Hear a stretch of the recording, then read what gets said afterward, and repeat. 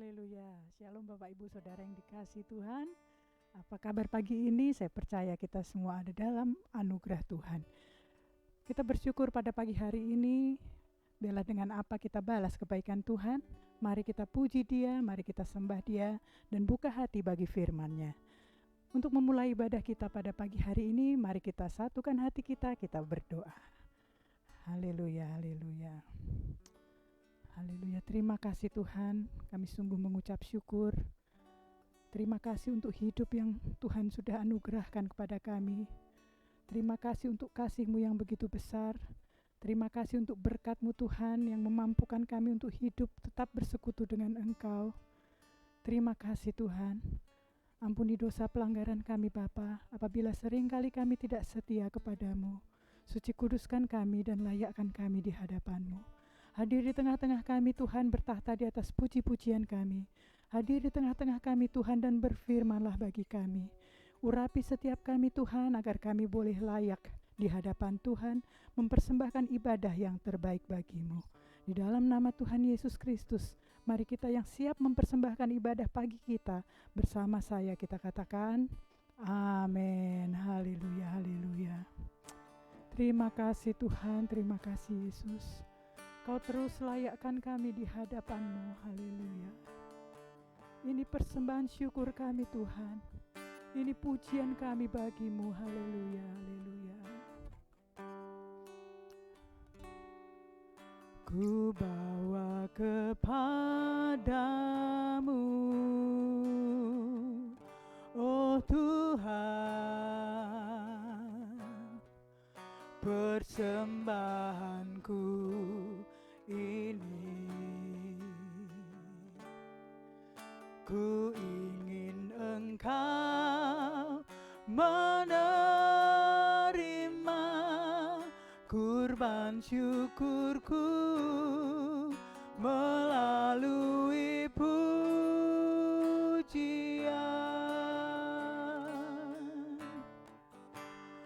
Haleluya. Ku bawa kepadamu, oh Tuhan, oh Tuhan, persembahanku ini. Ku ingin Engkau menerima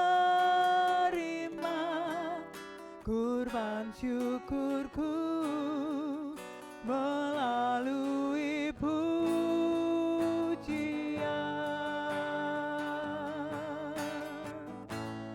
Takkan pernah ku bawa selain yang terbaik, yang harum dan sejati di hadapan tahta-Mu. Yesusku, terimalah kurban syukurku ini yang mengalir di hatiku sebagai penyembahku. Ku bawa kepadamu Tuhan, ku bawa kepadamu, oh Tuhan, persembahanku ini. Ku ingin Engkau menerima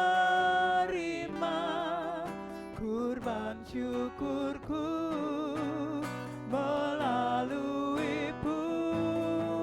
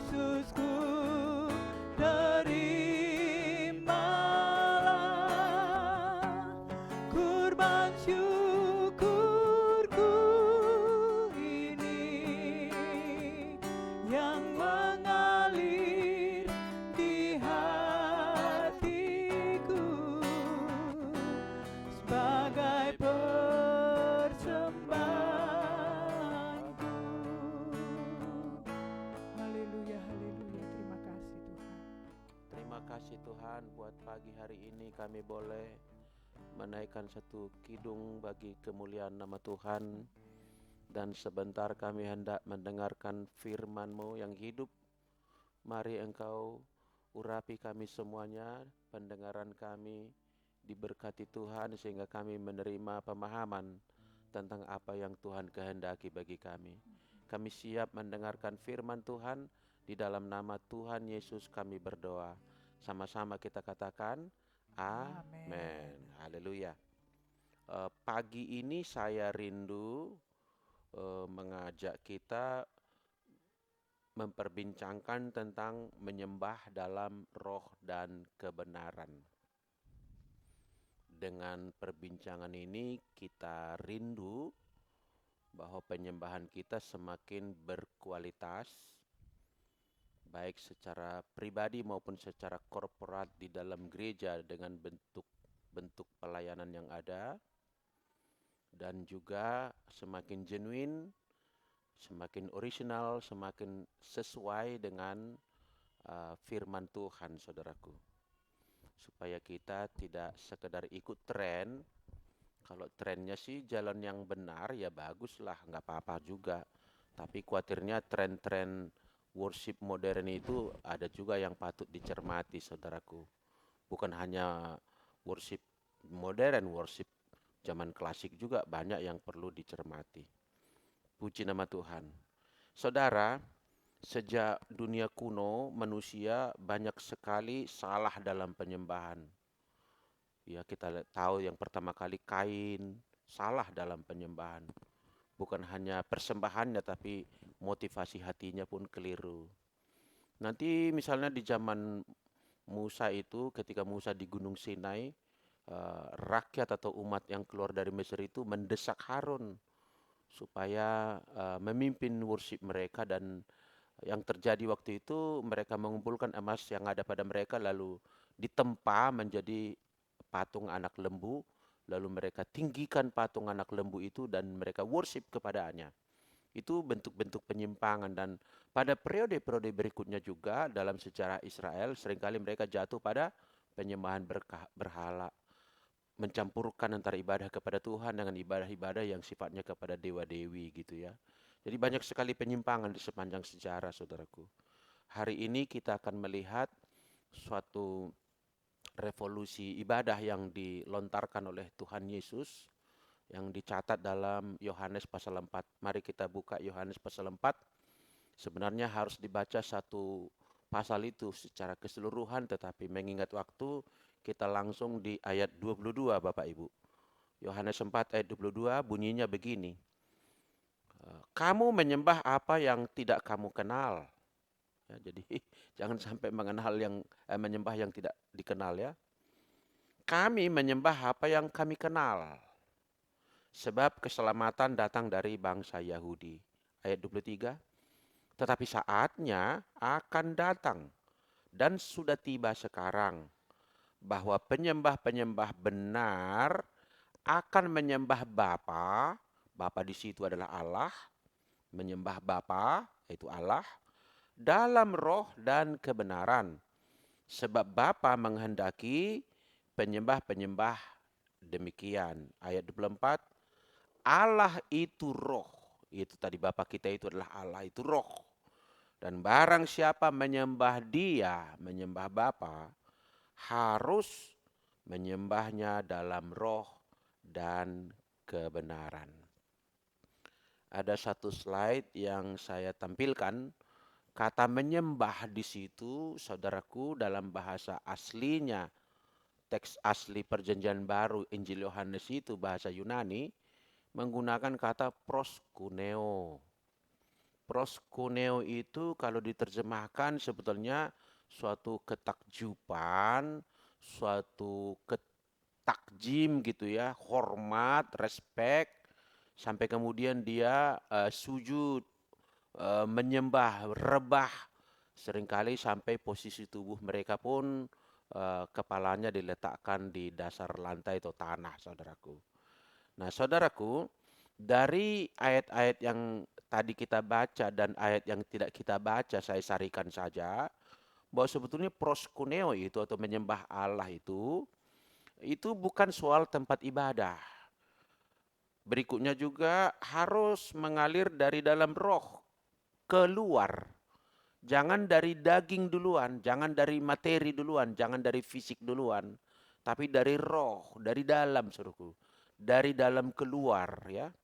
Kemudian maka proskuneo atau penyembahan yang dikehendaki Bapa adalah seluruh hidup kita itu hidup dalam kebenaran. Tadi dikatakan menyembah di dalam roh dan kebenaran. Ya, satu-satu coba kita dalami. Saudara, di ayat sebelumnya di situ ada percakapan antara perempuan Samaria ini di tepi perigi atau sumur. Di situ perempuan itu berkata, nenek moyang kami dan kami orang Samaria menyembah di Gunung Gerizim, kata dia. Di gunung yang ada di Samaria, itu tepatnya Gunung Gerizim. Tetapi kalian menyebut Yesus orang Yahudi dan semua orang Yahudi yang lain menyembah di Yerusalem. Jadi rupanya pemahaman yang ada padanya adalah ibadah itu sangat melekat dengan tempat atau lokasi, saudaraku. Lalu Yesus di situ membimbing, mengarahkan, meluruskan. Yesus mengatakan barang siapa menyembah Allah atau Bapa itu menyembah di dalam roh. Jadi bukan soal fisik lokasi, bukan soal gerakan-gerakan di badan, bahkan juga bukan dimulai dari suara Bapak Ibu. Jadi bukan juga dimulai dari gerakan liturgi atau tata ibadah gitu ya, tapi dimulai dari hati, dari dalam roh kita. Worship yang benar start from my heart, bottom of my heart, dari dasar hati kita, saudaraku. Jadi ibadah Kristen itu tidak pertama-tama selebrasi yang di luar, bukan. Tapi olah batin yang terjadi. Suatu gerakan yang terjadi di dalam batin kita, di dalam roh kita, di dalam jiwa kita. Jadi tidak langsung dia gerakan yang sifatnya luaran gitu ya. Katakanlah angkat tangan, lipat tangan, tutup mata, menengadah gitu ya. Bukan, atau melompat, menari, bukan itu duluan. Tapi dimulai dari roh, saudaraku. Di dalam roh. Jadi bukan yang di luarnya yang dilihat. Luarnya itu ekspresinya nanti. Dan bisa juga ekspresi itu memang kebetulan gerakan roh. Tapi kalau tidak dimulai dari roh, gerakan itu hanyalah peniruan, kesepakatan gerakan yang tidak sama sekali bernilai ibadah, saudaraku. Ya. Jadi poin berikutnya, penyembahan itu meluap dari hati. Meluap artinya mengalir dari dalam hati kita, saudaraku, dari dalam roh kita. Penyembahan kepada Tuhan tidak dimulai dari nyanyian sebenarnya. Tidak dimulai dari kata-kata atau syair. Tidak dimulai dari musik. Tidak dimulai dari cara atau gerakan-gerakan yang diperagakan. Tidak dimulai dari tata ibadah bahkan sebetulnya. Tata ibadah itu mengatur kita nanti. Memang itu penting, bukannya itu tidak perlu ya. Tapi maksudnya jangan kita terjebak yang penting liturginya teratur. Bukan di situ penekanannya. Harus ada meluap dari hati kita. Itulah sebabnya Bapak Ibu, penyembah yang benar itu dimulai dari dia telah dibaharui rohnya. Kitab-kitab perjanjian lama, terutama kitab Yesaya, selalu mengumandangkan itu. Akan kuberikan kepada mereka hati yang baru. Akan kuberikan kepada mereka roh yang baru, yang dibaharui. Dimulai dari situ, saudaraku. Pembaharuan roh itu dikerjakan Tuhan juga oleh kasih karunia-Nya, oleh Yesus Kristus yang menebus dosa kita dan menerapkan itu di dalam diri kita oleh karya Allah Tritunggal, yaitu Roh Kudus dalam hal ini, saudaraku. Jadi saudaraku, jangan keburu meniru gerakan ibadah di luar. Ayo, harus ada gerakan di dalam hati kita, ada sentuhan di dalam, ada nada yang berkumandang di dalam, yang disuarakan mungkin ya, yang dilantunkan gitu ya. Yang bisa jadi mungkin kita bukan pengarang lagu, kita pakai lagu yang ada. Lagu yang sudah digubah orang lain. Tapi lagu itu merupakan sarana saja meluapkan apa yang di dalam hati kita. Jangan menjadi lip song. Karena ada lagu itu lalu kita tirukan gitu ya. Maka di dalam kitab Mazmur selalu dikatakan, nyanyikanlah nyanyian baru. Apa maksudnya nyanyian baru? Apakah setiap kali kita bernyanyi di ibadah pribadi maupun gereja, maka kita harus mengarang lagu baru? Tidak. Lagu lama itu pun kita nyanyikan dengan penghayatan batiniah, pengalaman hidup kita berpadu di dalamnya, itu sama dengan nyanyian baru, saudaraku. Jadi meluap dari hati. Berikutnya, menyembah Allah yang adalah roh, juga menyembah juga di dalam roh kita, itu maka tujuannya hanya kepada Tuhan, saudaraku. Tujuannya hanya untuk memuliakan Tuhan. Ada panggilan jiwa kita untuk mengekspresikannya, untuk Tuhan diagungkan, Tuhan dimuliakan. Maksudnya begini ya, jangan sampai ibadah kita menjadi tercemari oleh kepentingan-kepentingan pribadi kita. Harapan-harapan yang kita ingin panjatkan kepada Tuhan. Sehingga katakanlah nyanyian, the worship itu berubah menjadi hanya peluapan keinginan-keinginan kita kepada Tuhan. Permohonan-permohonan kita kepada Dia. Oh tidak. Sebetulnya penyembahan yang benar, true worship, itu adalah demi memuliakan Tuhan. Saya ingat perbuatannya kepada diri saya muliakan Tuhan. Saya ingat sifat-sifatnya yang baik dan luhur, saya muliakan Tuhan. Sehingga sebetulnya dominannya ibadah itu bukan demi kepentingan saya. Itu bonusnya nanti itu. Mungkin karena saya memuja Tuhan, lalu saya mendapatkan ketenangan, lalu saya mendapatkan suatu optimisme, lalu saya mendapatkan kegembiraan atau sukacita. Itu bonusnya, tapi bukan itu tujuan kita, Bapak Ibu. Tujuan kita adalah untuk memuliakan Tuhan kita itu.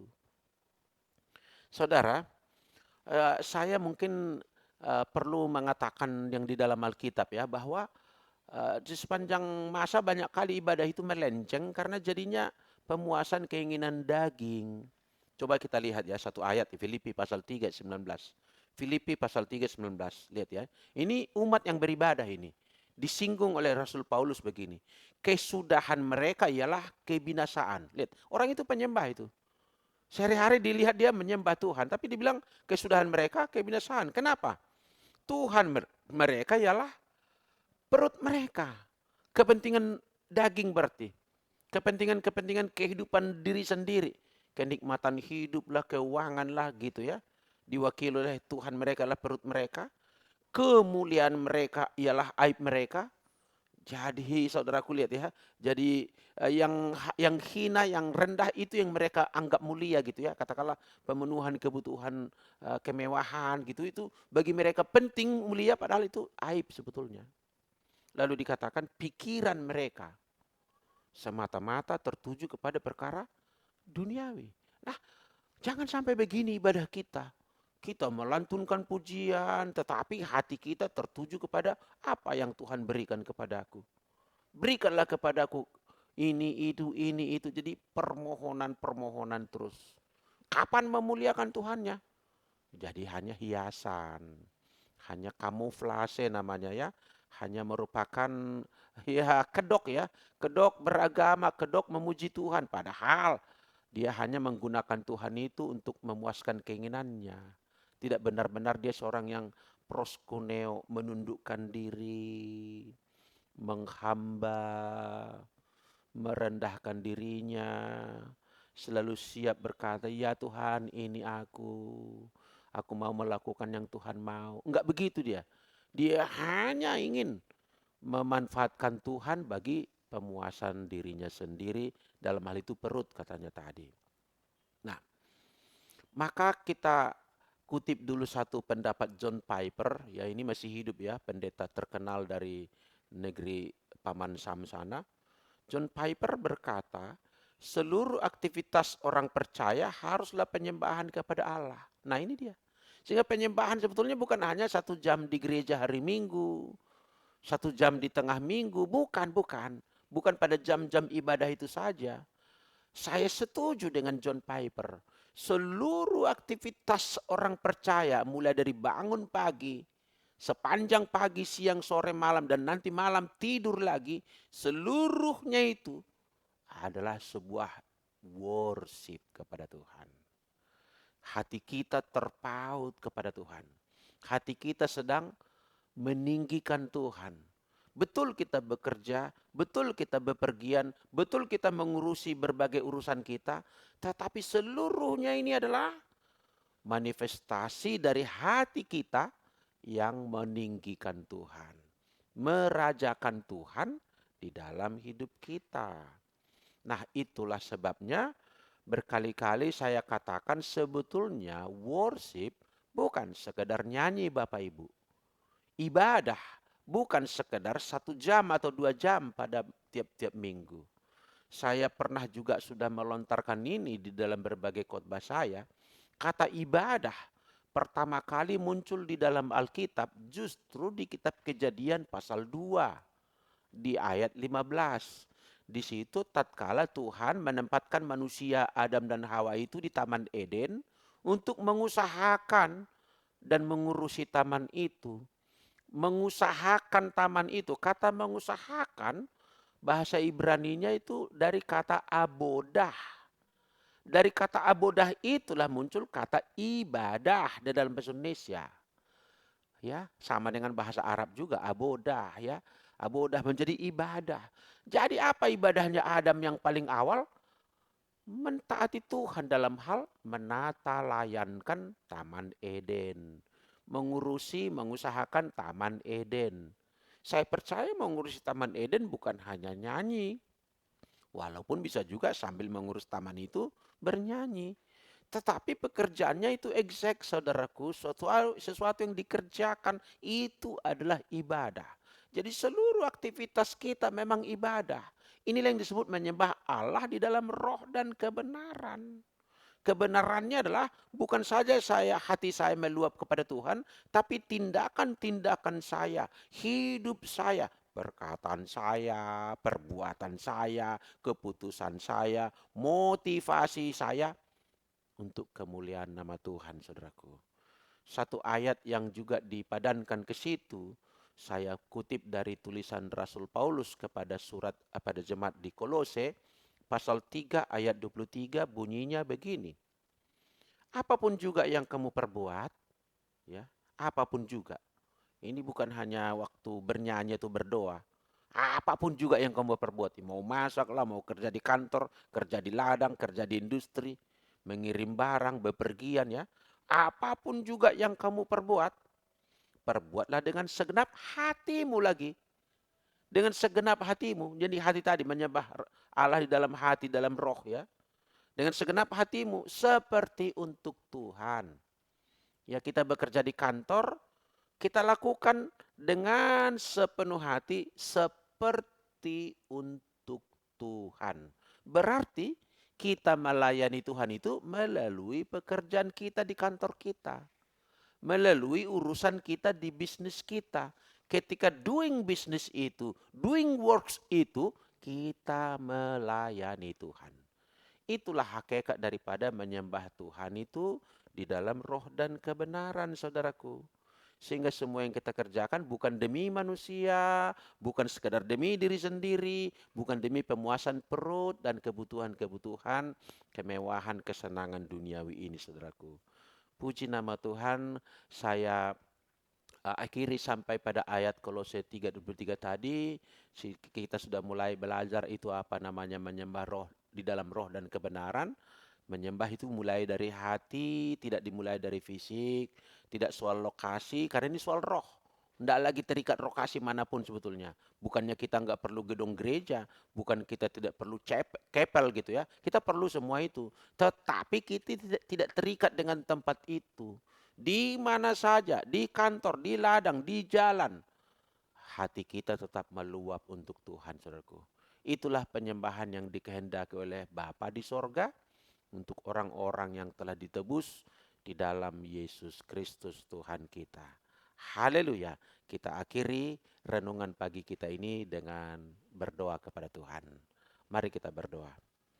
Bapa Surgawi, kami bersyukur jika pagi hari ini kami boleh mendengarkan firman-Mu bahwa Tuhan Bapa di sorga menghendaki penyembah-penyembah yang benar, yang menyembah Bapa itu di dalam roh dan kebenaran.